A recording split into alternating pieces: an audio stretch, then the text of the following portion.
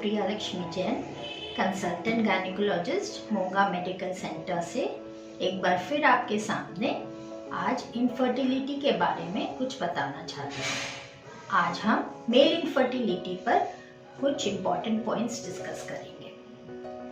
अपनी बदलती जीवन शैली, जैसे हर एक आदमी तनाव में है, सिगरेट स्मोकिंग, अल्कोहल, ओबेसिटी, इन सब चीज़ों के कारण मेल्स और फीमेल्स दोनों पर नेगेटिव इम्पैक्ट पड़ रहा है। जैसे शुक्राणु की क्वांटिटी खराब हो रही है, जिसके कारण इनफर्टिलिटी बढ़ रही है।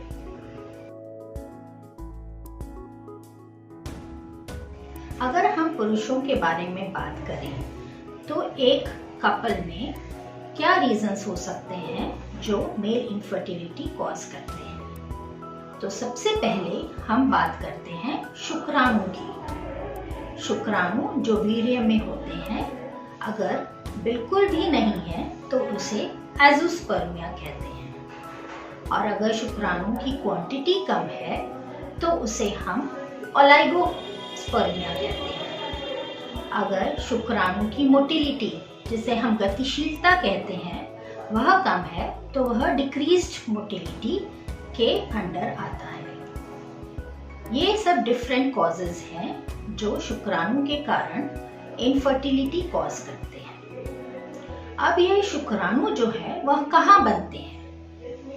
मेल्स का अंडाकोश, जिसको हम टेस्टिस कहते हैं, उसमें सेमिनिफेरस ट्यूब्यूल्स रहते हैं। उन पर दो हार्मोन्स होते हैं, LH, FSH, जो मेल्स के मेंदु में तैयार होते हैं। वहां से वह सेमिनिफेरस ट्यूब्यूल्स पर एक्ट करते हैं और जहां फिर स्पर्म्स या शुक्राणु बनते हैं। अब ये जो शुक्राणु है वह बहुत हेल्दी होने चाहिए। इसीलिए मैं फिर से कहूंगी कि सिगरेट, अल्कोहल, तनाव, यह सबसे दूर रहे। दूसरा मेल हार्मोन है टेस्टोस्टेरोन। यह अंडाकोश में ही बनता है। इसके कारण सेकेंडरी मेल फीचर्स आते हैं, जैसे दाढ़ी, मूंछ, आवाज। अगर टेस्टोस्टेरोन कम है तो यह सेकेंडरी फीचर्स भी कम होते हैं।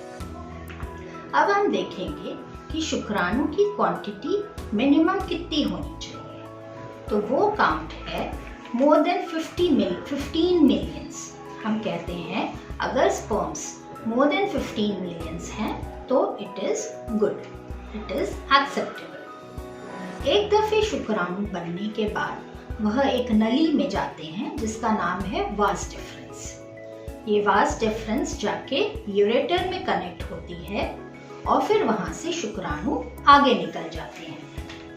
अब अगर शुक्राणु की क्वांटिटी ठीक है और नली में ब्लॉक है तो इनफर्टिलिटी हो सकती है। अगर क्वांटिटी भी ठीक है और कोई ब्लॉक भी नहीं है तो हो सकता है कुछ यौन संभोग प्रॉपर नहीं होने के कारण या शीघ्र पतन के कारण इनफर्टिलिटी के रीजंस हो सकते हैं। आजकल काफी लोग लॉन्ग टर्म मेडिसिन पर भी रहते हैं, जैसे high blood pressure, diabetes, cancer. ये सब की मेडिसिन स्पर्म्स पर बुरा इफेक्ट करती है, which again leads to infertility.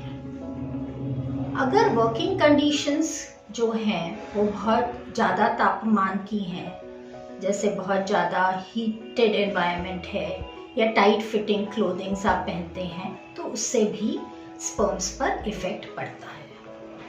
तो एट द एंड मैं यही कंक्लूजन करना चाहूँगी कि स्वस्थ रहने के लिए आप obesity, cigarette smoking, alcohol, sedentary lifestyle, exercise की कमी होना, यह सब पर ध्यान दें।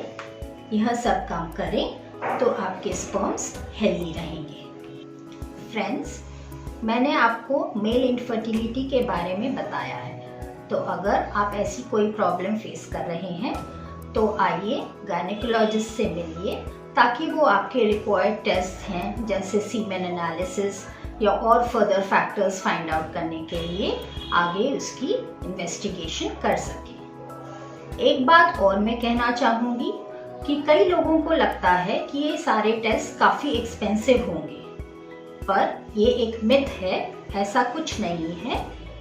कोई भी टेस्ट बहुत ज़्यादा महंगा नहीं होता। तो आप आइए और अपने ट्रीटमेंट करवाइए। Thank you.